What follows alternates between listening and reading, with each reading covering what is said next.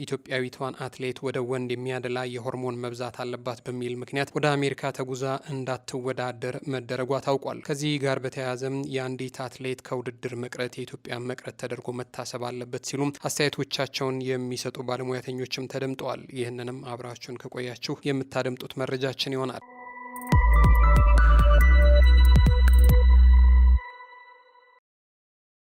የኢትዮጵያን ስም በዓለም አቀፍ ደረጃ ከፍ ባደረገው ጀግናው አትሌት አበበ ቢቂላ የተሰየመው ቢቂላ አዋርድ ባለፉት 10 ዓመታት ውስጥ በሀገርና በሕዝብ ላይ አዎንታዊ አሻራ ያሳረፉ በርካታ ባለውለታዎችን ሲያከብር መቆየቱ ይታወቃል። በዘንድሮም ታዲያም በኢትዮጵያ የሚገኙ የተለያዩ ታዋቂ ሰዎችንም ሊሸልም መሆኑ ታውቋል። ከዚህ መካከል ደግሞ ወጣቱና ተጽዕኖ ፈጣሪው ቲክቶከር አዶናይ እንደሚገኝበትም ተሰምቷል። አብራችሁን ከቆያችሁ ይህንን ዜና በዝርዝር ትሰማላችሁ።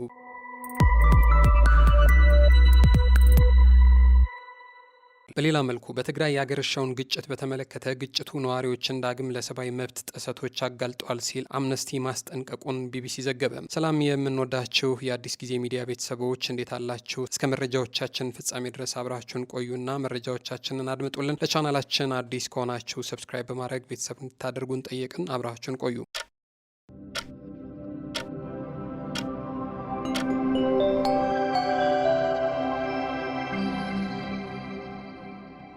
የጾታው ውዝግብ ወይንም ደግሞ የሆርሞን መብዛት ጉዳይ ያለባት ይህች ኢትዮጵያዊት አትሌት ወደ አሜሪካ ሄዳ ውድድሯን እንዳትወዳደር መደረጓ ተሰምቷል።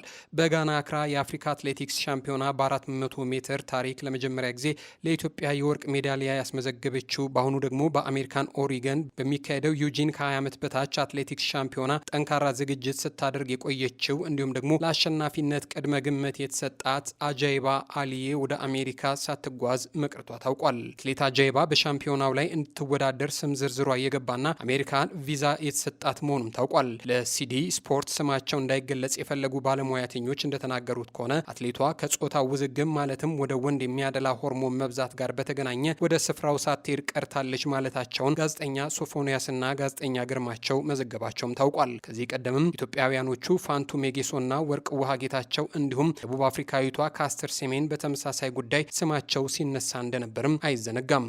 ጉዳዩ ፈጣንና አስተማሪ እርምጃ ከሚመለከተው አካል ይሻል ትልቅ እድል ነው ያገኘች የነበረው፣ ነገር ግን ይህንን እድል ልታጣ አይገባም የሚሉም ባለሙያተኞችም እየተሰሙ ይገኛሉ። ከዚህ ጉዳይ ጋር ተያይዞ የዚች አትሌት መቅረት ተጎጂነቱ ለሷ ብቻም ሳይሆን ተጎጂዋ ኢትዮጵያም ናት ይላሉ። በሐሰተኛ መረጃ እውነትን መደበቅ አያሻም ሲሉ ጉዳዩ ሌላ ጠለቅ ያለ ምርመራ ያስፈልገዋል የሚሉም ሰዎች አልጠፉም። የአንዲት አትሌት መቅረት የአንድ ተቋም ፈተና ወይስ የስርዓት ችግር ነው የሚለው ጥያቄ ሊመለስ ይገባም እያሉ ጉዳዩን የተቹም ሰዎች አልጠፉም። አንዲት ወጣት አትሌት ወደ ዓለም መድረክ መጓዝ ሳትችል መቅረቷ የአንድ ግለሰብ ችግር ብቻ አይደለም፣ የአንድ ተቋም ብቃት፣ የአንድ ሀገር ዝግጁነትና የብሔራዊ ጥቅም አጠባበቅን የሚፈትን ጉዳይ ነው የሚሉም አሉ። በ26 የአፍሪካ የ400 ሜትር ሻምፒዮና ወርቅ በማሸነፍ ታሪክ የሰራችው ወጣቷ ኢትዮጵያዊት አትሌት አጃይባም በአሜሪካ ኦሪገን በሚካሄደው የዓለም የ20 ዓመት በታች የአትሌቲክስ ሻምፒዮና ላይ ለመሳተፍ አስፈላጊ ዝግጅቶቿን ማጠናቀቋ ተነግሮ ነበር። ቪዛዋንም እንዳገኘች ተነግሯል። ለጉዞ ዝግጁ ብትሆንም የአውሮፕላን ትኬቷ ባለመድረሱ ምክንያት ከውድድሩ ቀርታለች።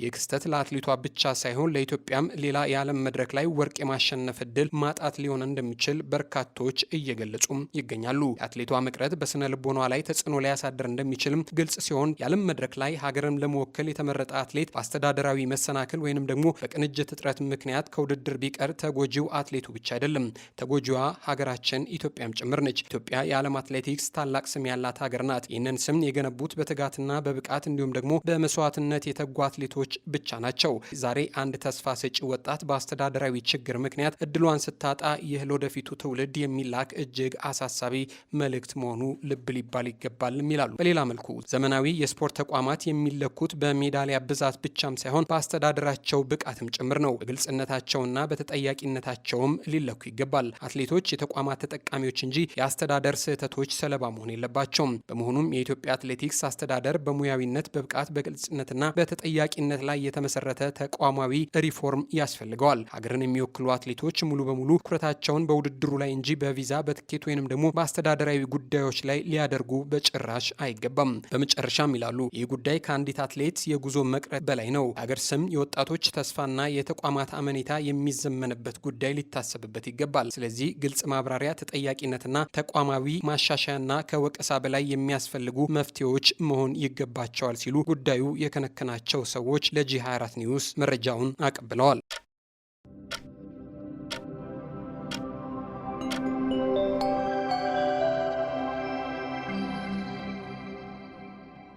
ድምፃዊ ቴዎድሮስ ካሳሁን ወይም ቴዲ አፍሮ ያገኘውንና ሌሎች ታላላቅ ኢትዮጵያውያን ያገኙትን ሽልማት ወጣቱ ቲክቶከር አዶናይ ሊያገኝ መሆኑ ተሰምቷል። የኢትዮጵያን ስም በዓለም አቀፍ ደረጃ ከፍ ባደረገው ጀግናው አትሌት አበበ ቢቂላ የተሰየመው ቢቂላ አዋርድ ባለፉት 10 ዓመታት ውስጥ በሀገርና በሕዝብ ላይ አዎንታዊ አሻራ ያሳረፉ በርካታ ባለውለታዎችን ሲያከብርና ሲሸልም የቆየ ታላቅ የክብር መድረክ መሆኑ ይታወቃል። ከሃይማኖታዊ፣ ፖለቲካዊና ከማንኛውም አይነት የንግድ ትርፍ ነጻ ሆኖ በካናዳ በኖሩ አንጋፋ ኢትዮጵያውያን የተቋቋመው ይህ ተቋም በትምህርታቸው፣ በንግድ ስኬታቸው፣ በሙያቸውና በበጎ አድራጎት ስራዎቻቸው አርአያ የሆኑ ሰዎችን በየዓመቱ ይሸልማል። በዚሁ ታላቅ መድረክ ላይም በ2024 እንደ አውሮፓውያኑ አቆጣጠር ማለት ነው የክብር ዶክተር አርቲስት ቴዎድሮስ ካሳሁን ወይንም ቴዲ አፍሮ ተገኝቶ የክብር ሽልማቱን መቀበሉና ታላቅ እውቅና መሰጠቱ አይዘነጋም። ዘንድሮም ታዲያ ይህ ታላቅ መድረክ በካናዳ በሚዘጋጀው የ2026 የቢቂላ አዋርድ ስነስርዓት ላይ የቴዲ አፍሮን ያህል ግዙፍ ክብርና እውቅና የሚያገኝ አንድ የዚህ ትውልድ አዲስ አሻራ ታውቋል። እሱም ወጣቱ ተጽዕኖ ፈጣሪ አዶናይ ብርሃነ ኃይለ ሚካኤል መሆኑ ታውቋል። ማህበራዊ ሚዲያን ለበጎ ዓላማ የማዋል ህያው ማረጋገጫ እንደሆነ የሚነገርለት አዶናይ የዓመቱ ዩዝ ኢምፓክት አዋርድ አሸናፊ በመሆን የዚህ ታላቅ ሽልማት እጩ መሆኑ የማህበራዊ ሚዲያ ኃይልና የዘመኑን ትውልድ አቅም በግልጽ የሚያሳይም ነው ተብሎለታል። በአሁኑ ወቅት የዲጂታል መድረኮች በተለይም ደግሞ ቲክቶክ ለወጣት ትውልድ ለቀልድና ለጊዜ ማሳለፊያ ብቻ በሚውልበት ዘመን አዶናይ ግን ማህበራዊ ሚዲያ ለታላቅ በጎ ዓላማ ለህዝብ አለኝታነትና ለደካሞች ድምጽ በመሆን ተጠቅሞበታል። የአዶናይ የበጎ አድራጎት ጉዞ በስሜት ብቻ የሚነዳ ሳይሆን በተግባር የተደገፈና የብዙዎችን ህይወት የለወጠ ስለመሆኑ እየተነገረ ይገኛል። ለአብነት ያህል በኪነ ጥበቡ ዓለም ረጅም ዓመታት አገልግለው ነገር ግን ትኩረትና ድጋፍ አጥተው የነበሩ 4 አንጋፋ ባለሙያተኞችን በመደገፍ የመኪና ቻሌንጅ በማስጀመርና በመሸለም የማይረሳ በጎ ስራ ሰርቷል። ህመምተኞችን፣ አቅመ ደካሞችን በአካል በመጠየቅ ድምጻቸውን ለብዙሃን በማድረስና አስፈላጊውን የሕክምናና የገንዘብ ድጋፍ በማሰባሰብ ረገድም የብዙዎችን እንባ ማበሱም ይነገራል። ቲክቶክን ጨምሮ ሌሎች መድረኮች የርህራሄ ደግነትና የኢትዮጵያዊነት አብሮነት ማሳያ በማድረግ የብዙ ወጣቶችን አመለካከት ስለመቀየሩም ይነገርለታል። ከተሸላሚነቱ ባሻገር ያለው ትልቅ አስተምህሮ ደግሞ የአዶናይ ብርሃኔ በቢቂላ አዋርድ መሸለም ለዛሬው ትውልድ ትልቅ መነቃቃትና መነሳሳትንም ይፈጥራል ተብሎ ይታመናል። ትላንት በሙዚቃቸው ሀገርና ፍቅርን ያገለገሉ እንደ ቴዲ አፍሮ ያሉ ታላላቅ ሰዎች በተሸለሙበት መድረክ ዛሬ በዲጂታል ዓለም የደግነት አሻራቸውን ያኖሩ ወጣቶች እኩል እውቅና ማግኘታቸው የትውልድ ቅብብሎሽ መኖሩን ያረጋግጣል ተብሏል። እውነተኛ በጎነትና ሰዎችን ለመርዳት የሚደረግ ተጋድሎ ምንም ያህል በጸጥታ ቢሰራም በጊዜው የታላላቅ ተቋማትንና የሕዝብ ክብር እንደሚያስገኝም ምስክር ነው። ወጣቱ ተጽዕኖ ፈጣሪ አዶናይ ላሳየው አርያነት ያለው ተግባርና ለተጎናጸፈው ታላቅ የቢቂላ አዋርድ ዩዝ ኢምፓክት አዋርድ ሽልማት እንኳን ደስ ያለህ እየተባለም ይገኛል።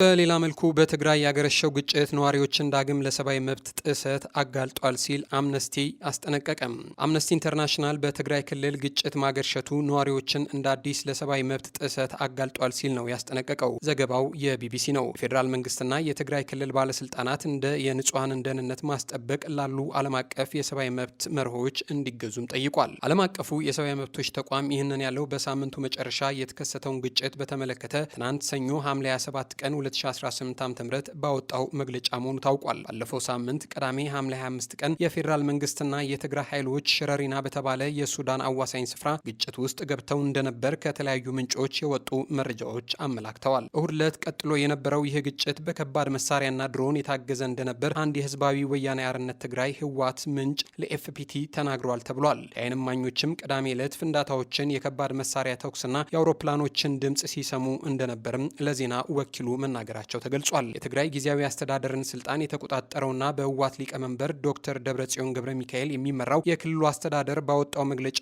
ፌዴራል መንግስት ግልጽ ጦርነት ከፍቷል ሲልም ከሶታል። ፌዴራል መንግስትም እስካሁን ስለ ክስተቱ በይፋ እየሰጠው አስተያየትም የለም። ቢቢሲ ከመንግስት ኮሚዩኒኬሽን ጉዳዮች ሚኒስቴር እንዲሁም ከመከላከያ ሚኒስቴር የህዝብ ግንኙነት አስተያየት ለማግኘት ያደረግኳቸው ጥረቶች አልተሳኩልኝም ሲልም ዘግቧል። የመስኖና ቆላማ አካባቢ ሚኒስትር እንዲሁም የገዢው ብልጽግና ፓርቲ ስራ አስፈጻሚ አባል የሆኑት ዶክተር አብርሃም በላይ ከሱዳን ጋር በሚያዋስነው ስፍራ ግጭት መነሳቱን ገልጸዋል። ሚኒስትሩ በፌስቡክ ገጻቸው ባሰፈሩ ጽሁፍ የህወሓት ኃይሎች ጦርነት እንደከፈቱ ከሰው ይህ ጦርነት ከወዲሁ ካልቆመ የከፋ ጉዳት ይከተላል በማለት ማስጠንቀቃቸውንም ቢቢሲ ዘግቧል። ከዚህ ክስተት በኋላ ትላንት ምሽት መግለጫ ያወጣው አምነስቲ ኢንተርናሽናል ክልሉ ዳግም ወደ ግጭት መግባቱን የፈጠረውንም ስጋት ገልጿል። በአምነስቲ ኢንተርናሽናል የምስራቅና ደቡባዊ አፍሪካ ዳይሬክተር የሆኑት ቲጌሬ ቻጉህ በትግራይ በድጋሚ ግጭት መጀመሩ ነዋሪዎችን እንደ አዲስ ለሰብአዊ መብቶች ጥሰት ያጋልጣቸዋል ሲሉም ተናግረዋል። ማህበረሰቦች ከዚህ ቀደም ለተፈጸሙ ጥፋቶች ፍትህና ተጠያቂነት አለማግኘታቸው ዋና ዳይሬክተሩንም አሳስቧቸዋል። አሁን ውጊያ ያገረሸው በአማራና ኦሮሚያ ክልሎች የትጥቅ ግጭቶች በቀጠሉበት ሁኔታ መሆኑን የጠቀሱት ዋና ዳይሬክተሩ ቀጠናዊና ዓለም አቀፋዊ የሰብአዊ መብት የምርመራ መንገዶችን መዘርጋት እንደሚያስፈልግም ገልጸዋል። ዓለም አቀፉ የሰብአዊ መብቶች ተቋም በአማራና በኦሮሚያ ክልሎች ካሉት ግጭቶች ጋር በተያያዘም የተፈጸሙ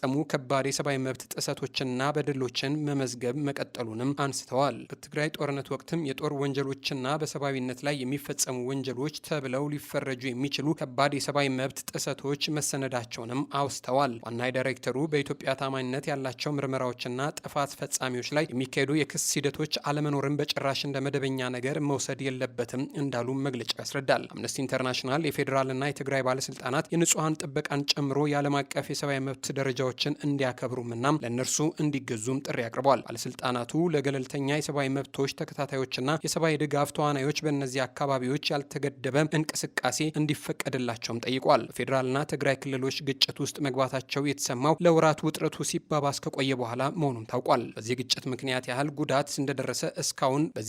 ምን ያህል ጉዳት እንደደረሰ እስካሁን በግልጽ አልታወቀም። ክስተቱን ተከትሎ ግን በመቶዎች የሚቆጠሩ ሲቪሊያን እና የተጎዱ ተዋጊዎች ድንበር ተሻግረው ወደ ሱዳን መሻቸውን ኤኤፍፒ መዘገቡን ቢቢሲ ዘግቧል። የምንወዳችሁ የአዲስ ጊዜ ሚዲያ ቤተሰቦች ለሰዓቱ የነበሩን አጫጭር መረጃዎች ይህንን ይመስሉ ነበር። አብራችሁን ስለቆያችሁ እናመሰግናለን። ቻናላችንን ሰብስክራይብ ካላረጋችሁ ሰብስክራይብ በማድረግ ቤተሰብ እንድታደርጉን ከወዲሁ በትህትና ጠየቅን። እናመሰግናለን።